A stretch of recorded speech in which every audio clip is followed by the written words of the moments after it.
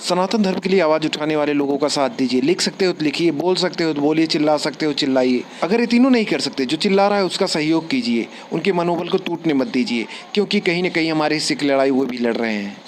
अफगानिस्तान से सीखो, हिंदुस्तान हिंदुस्तान बना रहे, इसके लिए ऐसे शेरों का साथ दो, साथ खड़े रहो और अपने देशभक्ति हृदय से प्रस्तुत करते रहो। जो देश के हित में बात करे उसकी जाति नहीं, उसका कर्म पूछो, और जो ऐसा कर्म करे उसके साथ खड़े हो जाओ। क्योंकि आजकल बोलने वाले बहुत कम लोग हैं। अगर कुछ लोग जो बोलने वाले हैं उनके साथ आप खड़े नहीं होगे तो मैं दावे से कहता हूं एक दिन इस देश में कोई बोलने वाला नहीं बचेगा। दुर्योधन का ननिहाल गंधार अब कंधार बन गया।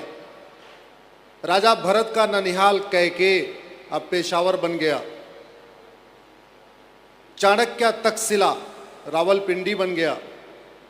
कुंभकर्ण का कुंभा अब काबुल बन गया। पूरी दुनिया से हम गायब हो चुके हैं। भारत के 9 राज्यों में खत्म हो चुके हैं। 22 राज्य और बचे हुए हैं।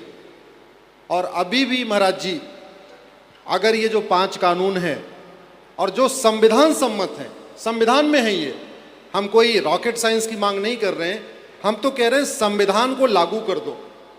संविधान कहता है समान शिक्षा हो, संविधान कहता है समान नागरिक संहिता हो, संविधान कहता है घुसपैठियों के खिलाफ कठोर कानून होना चाहिए, संविधान कहता है जनसंख्या नियंत्रण कानून होना चाहिए, संविधान कहता है धर्मांतरण नियंत्रण कानून होना चाहिए। तो हम तो वो 20% बचे हुए संविधान को लागू करने की लड़ाई लड़ रहे। हम कुछ नया नहीं मांग रहे। और आप महाराज जी, संविधान जैसा आपने हमें खुद ही बताया, संविधान 2 शब्दों से मिलकर बना है, समधन विधान। समधन विधान बराबर संविधान। ऐसा विधान जो सबके लिए समान रूप से लागू हो उसको कहते हैं संविधान।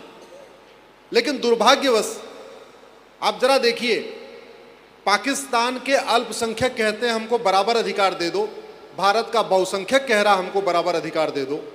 पाकिस्तान का अल्पसंख्यक कहता है धर्मांतरण विरोधी कानून बनाओ, भारत का बहुसंख्यक कह रहा है धर्मांतरण विरोधी कानून बनाओ।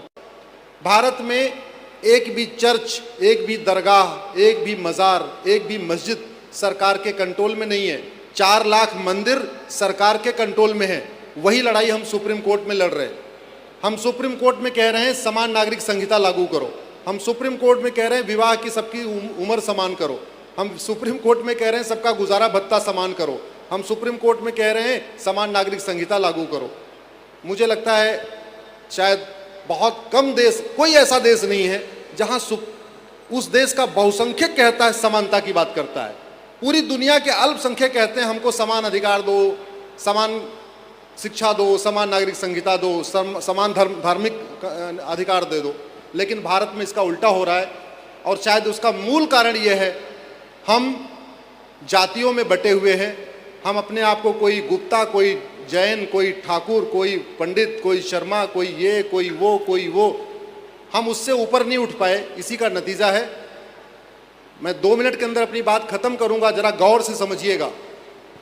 राम जेठमलानी पाकिस्तान के बहुत संभ्रांत परिवार के आदमी थे, लेकिन जब भागते समय उनके हाथ में केवल 10 रुपए की नोट थी।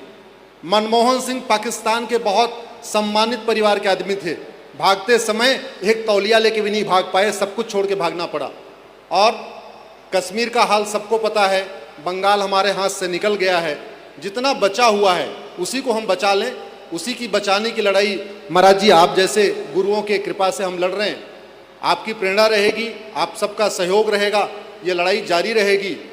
हम तो यही कहते हैं, हम रहें ना रहें, हमारा भारत बचना चाहिए। हम रहें ना रहें, हमारा सनातन बचना चाहिए। बहुत बहुत धन्यवाद। आप भी रहेंगे, आपका भारत भी रहेगा, आप भी रहेंगे, आपका सनातन भी